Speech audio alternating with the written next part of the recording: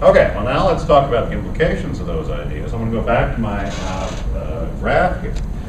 See, here's the thing. Because we're up here in this quadrant, and the beautiful thing is in the US of A, there are just very, very few people down in this quadrant.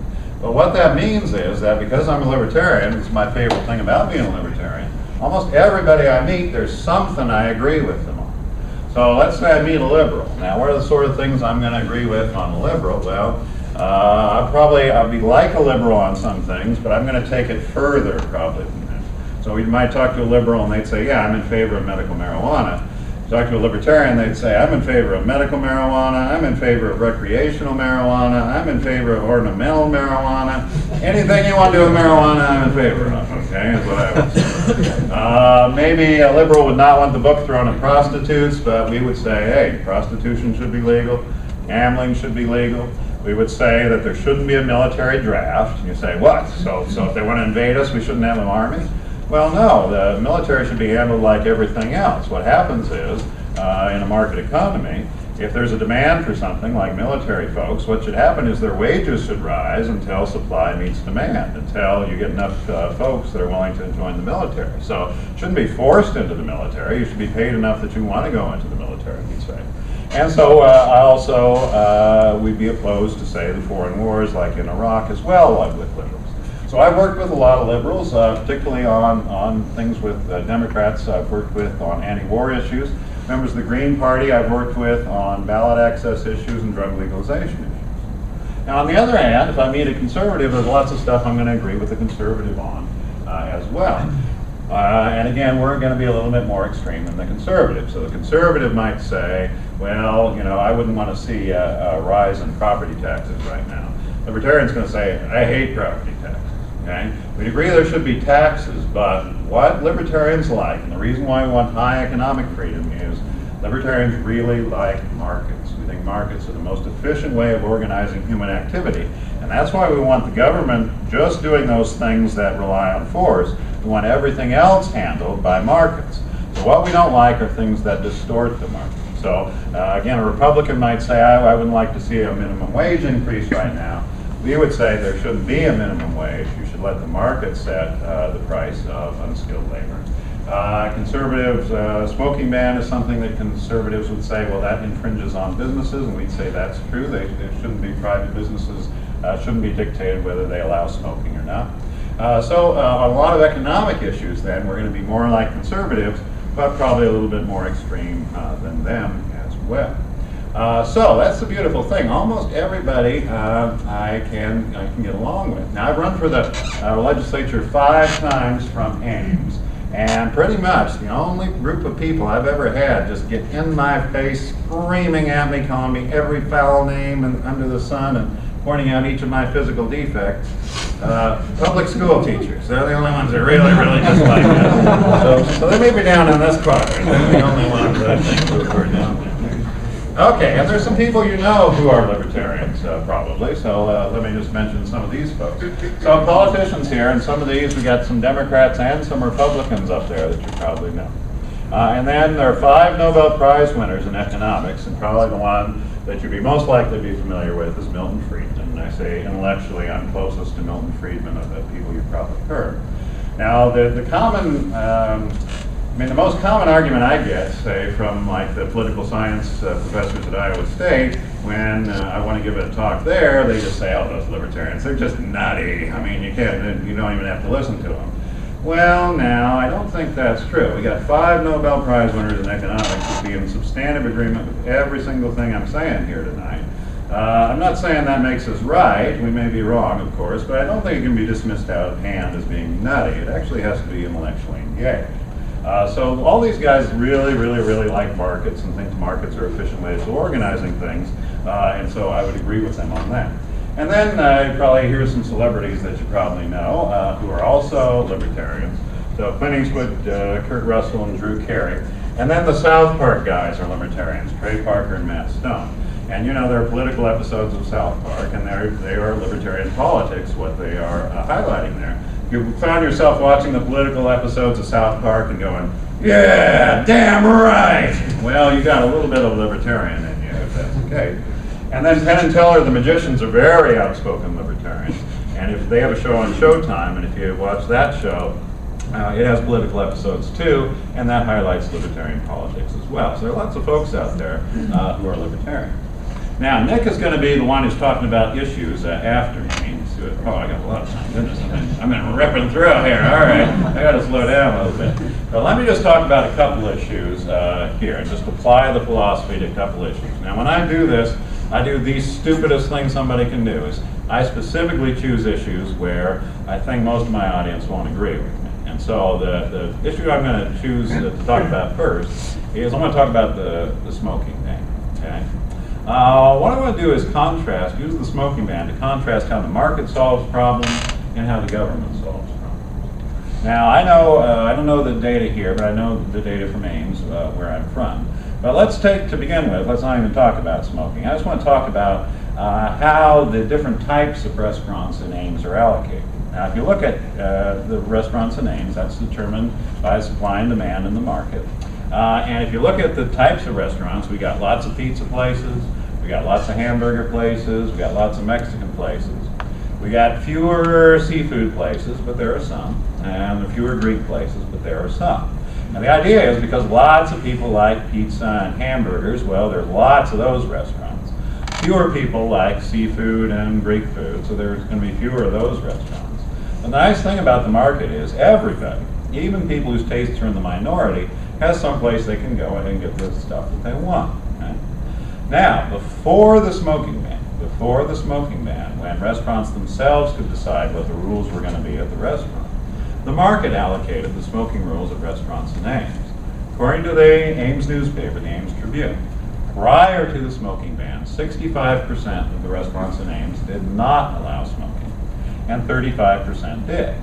So the idea is that most people did not want to be around smoke while they ate, and so the majority of restaurants in town catered to that. But there was a minority of people who wanted to be able to eat and smoke at the same time.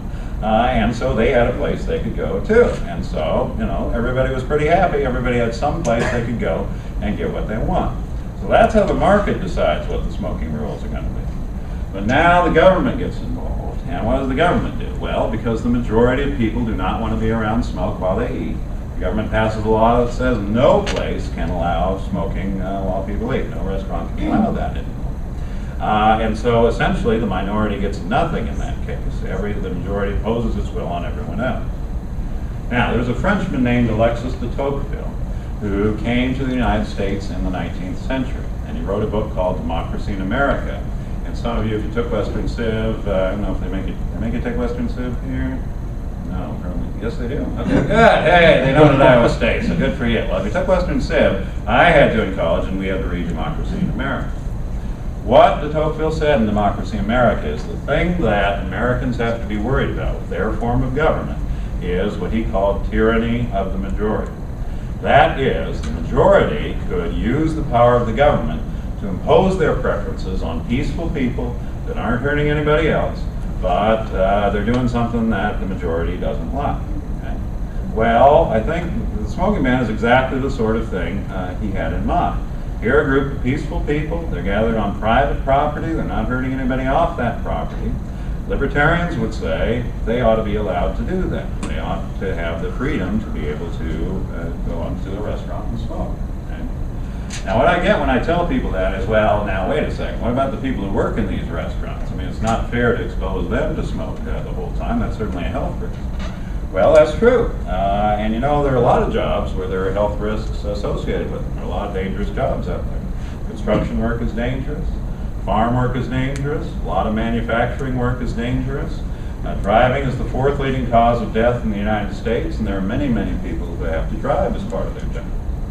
The idea is that for people who take dangerous jobs like that, they think that the benefits of the job outweigh the risks of the job. And the idea is, in a free society, adults get to make that trade-off for themselves. They get to decide how much risk am I willing to take for how much reward. And that is essentially the essence of freedom, is that adult citizens get to decide for themselves how much risk they are willing to tolerate, what sorts of things they're willing to do. Now, by similar token, there can be lots of reasons why someone might want to work in a restaurant where there's smoking allowed. Maybe because they like the clientele in the restaurant. Maybe because they get more tips at that type of restaurant. But probably the most likely reason is because they themselves smoke, and it would be more comfortable for them if they were allowed to work in a restaurant where there's smoking in them. What we would say is a waiter or waitress should have absolutely as much right as everybody else to decide whether whether that risk is worth the reward for them, and that's what it means to live in a free society. Now, I would do a free speech day at Iowa State. They have a free speech day every year where they literally put up a soapbox, and we stand on the soapbox, and then people gather around like this. But unlike this, which is pretty polite, people are encouraged to heckle during free speech day. So they asked me to come and give a talk on libertarianism there. And there's a guy from the Green Party who's been heckling me pretty mercilessly throughout my talk. And so I try to defend the smoking ban. And then he raises his hand and says, "What's the difference between allowing somebody to smoke in a restaurant and having people come around and punch you in the nose in a restaurant?" And what I tell him is, well, you know, there's no difference at all, actually. If somebody wanted to open up a restaurant and put a big sign out front that said, "At this restaurant, every 10 minutes, somebody is going to come around and punch you in the nose," and you go into the restaurant, and the waiter, first thing they tell you is, "Now, okay, you realize if you come to this restaurant, every 10 minutes, somebody's going to come around and punch you in the nose," and you say, "Well, sounds good to me, sign me up. I don't see any reason in the world the government should be involved in that. I mean, you should be able to do that." And similarly, if you put a big sign out front that says, "Smoking's allowed in this restaurant," well, then the obvious thing to do is not to go there if you don't want to be around smoking. You can go to one of the many other restaurants that don't allow that. That choice should be yours. All right, I got 9 minutes left, so and this takes a lot of guts to do what I'm about to do. But kind of the most libertarian moment in television history occurred in a South Park episode called Cut Out. I don't know if you remember that episode. Rob Reiner had come to South Park, and he wanted to get smoking banned in the restaurants in South Park, this was the deal. And they took the South Park kids to this cigarette factory, and the factory workers were there. And it was supposed to be kind of like the Oompa Loompas in Willy Wonka and the Chocolate Factory. While they were making the cigarettes, they sang. And here's the song that they sang. It was the most libertarian 30 seconds in television history. It kind of sums up our whole idea. And the song went like this. With a hidey-lighty-lighty and a hidey-lighty-lay, we work and we make cigarettes all hidey-lighty day. So people get a breaky from their stressful lighty lives and relaxy with the cigarettes we make all day and night. I like to have a cigarette every now and then. It helps me to relaxy when my day is at an end. And if it gives me cancer when I'm 80, I don't care. Who the hell wants to be 90 anyway? And that's it. I mean, that's how you get okay? That is, it can be a rational trade-off to say, yeah, there are some health risks associated with this activity, but there are some rewards as well. And I'm willing to take the health risks in order to get the rewards. And yes, that is, in fact, what it means to live in a free society, is what I would say. Okay, so let me summarize. My whole deal was, by the time I was done, I wanted you to be able to know what libertarians thought, and we were able to apply it to issues. And if I had to tell you one phrase to remember that can remind you what libertarians think, I would say that phrase is this. Anything that's peaceful. Anything that's peaceful, I think that's the shortest summary I can give of libertarianism. Our idea is that you're an adult citizen and you're in the best position to decide what makes you happy. The purpose of your life should be getting as much happiness for yourself as you can. And just, don't hurt other people, don't hurt their property, honor any contracts you made, and other than that, live your life the way you want. Try to get as much happiness for yourself as you want, and you should be allowed to do anything that's peaceful. So that's my little summary of libertarianism. Now, next guy I'm going to introduce is Nick Tyber, and Nick Tyber is the highest ranking elected libertarian in the state of Iowa. He is on the Cedar Falls City Council here, and I gave kind of the philosophical side of libertarianism.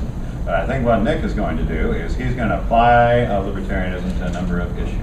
So I'll let him take it away. First of all, thanks, Eric. It's a real honor to be here.